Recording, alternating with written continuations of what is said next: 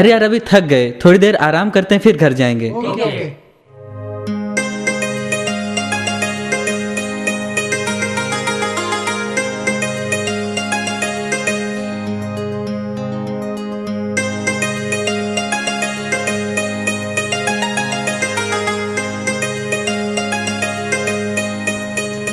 Friends, 14 फरवरी आ रही है। Valentine day के बारे में क्या ख्याल है? देखे नहीं खड्डे, देखी नहीं खाइयां, कूदा एक बकरा तो कूदी सारी बकरियां। फ्रेंड, तुम क्या बोल रहे हो? मुझे कुछ समझ में नहीं आ रहा है। वैलेंटाइन डे मनाने जा रहे हो, लेकिन क्या ये जानते हो ये क्यों मनाया जाता है? इसका इतिहास क्या है और इससे हमें क्या फायदे होते हैं? नहीं। बस इसीलिए मैंने ऐसा कहा। मित्र, तुम्हारे जैसे समझदार युवाओं के लिए आंखें बंद करके किसी का अंधा अनुकरण करना शोभा नहीं देता। यार यदि तू जानता है तो ही बता, ये कब से और क्यों मनाया जाता है? आज खेलते खेलते बहुत समय हो गया, कल बताऊंगा। Okay friend, let's go.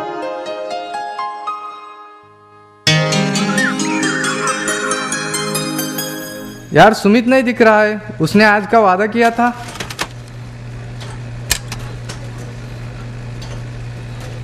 लो, मैं तुम लोगों की सेवा में उपस्थित हूं। हाँ सुमित, कल तुमने वादा किया था। मैं वैलेंटाइन डे का इतिहास बताने वाला था, जो मैंने अपने परम पूज्य संत श्री आसाराम जी बापू के सत्संग में सुना था। वो कैसा परदेश का षड्यंत्र है। वैलेंटाइन डे मनाते, युवक युवती एक दूसरे को फूल देगा, एक दूसरे को स्पर्श करेगा, धातु कमजोर होगा, रजवीर्य लीक होगा, दिन में तो आंखें कमजोर हो जाएगी और काम विकार भोगेंगे, एड्स की बीमारी हो जाएगी। तो रजवीर्य नाश होने से ओज तेज नाश होगा, तो आने वाली संतान कमजोर होगी। मेरे भारत की कमर काय को तोड़ते वैलेंटाइन डे मनाकर वहां विदेश में तो लोग दुखी हो रहे हैं। कितने करोड़ों करोड़ों बच्चियां ये वैलेंटाइन डे मनाने, 13 साल से 19 साल की बच्चियां, ओहो 1,25,00,000 बच्चियां गर्भवती हो गई विदेशों में। क्या अपने स्कूल की बच्चियों को गर्भवती करना चाहते? क्या ऐसा पाप वैलेंटाइन डे मनाकर अपने बच्चों को, कुंवारे बच्चों को बाप बनाना का पाप करना चाहते क्या? ये विदेशी कूटनीति के चक्कर से अपने देश की रक्षा करो। इनोसेंटी रिपोर्ट कार्ड के अनुसार मैं तुमको पढ़ के बताता हूं, 28 विकसित देशों में हर साल 1,25,00,000 बच्चियां स्कूल जाने वाली गर्भवती हो जाती। उसमें 5 लाख बच्चियां तो गर्भपात कराती, बाकी अपने छोटे छोटे बच्चे और छोटी छोटी जिंदगी मोहताज होकर सरकारी अन्न से जी रही है। क्या अपने देश में ऐसा करना है क्या? वैलेंटाइन डे के इतिहास के बारे में तो सुनकर इसके आयोजन के विचार की हवा ही निकल जाती है। पूज्य बापू जी का सत्संग ज्ञान भंडार है, उसमें जीवन को उन्नत बनाने वाला हर प्रकार का ज्ञान मिलता है। यार सुमित, तू तो ऐसी ऐसी बातें बोलते हैं कि हम में से किसी को भी पता नहीं। लेकिन तू यह तो बता, इसे मनाने में क्या हानि है? यदि यह मनाना अनैतिक है तो इसका कोई दूसरा ऑप्शन तो होगा। यदि युवक युवतियां वैलेंटाइन डे आदि के बहाने एक दूसरे के संपर्क में आते हैं तो एक दूसरे के मानसिक भावों की तरंगे उन्हें मौका पाकर पतन की खाई में ले जाती हैं। चरित्र पतन के घातक दुष्परिणाम और इसका विकल्प भी सुनो।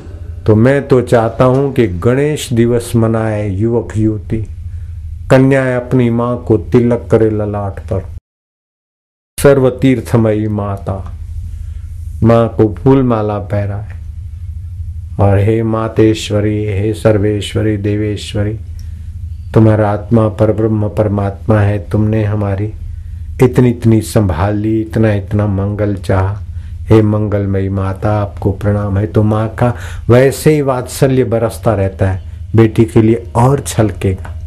और फिर बेटी ने जो हार पहरा दिया माँ को या मत्थे पर फूल ही रख दिए, वो माँ प्रसाद रूप में बच्ची को रख दे और स्नेह से आलिंगन करे मैं तो चाहूंगा कि गणेश दिवस अथवा शिव पार्वती और गणेश दिवस जो नाम दो, अथवा मातृ संतान दिवस, वैलेंटाइन डे मनाने के बदले ये गणेश दिवस मनाए तो भारत का उज्जवल भविष्य हो जाएगा।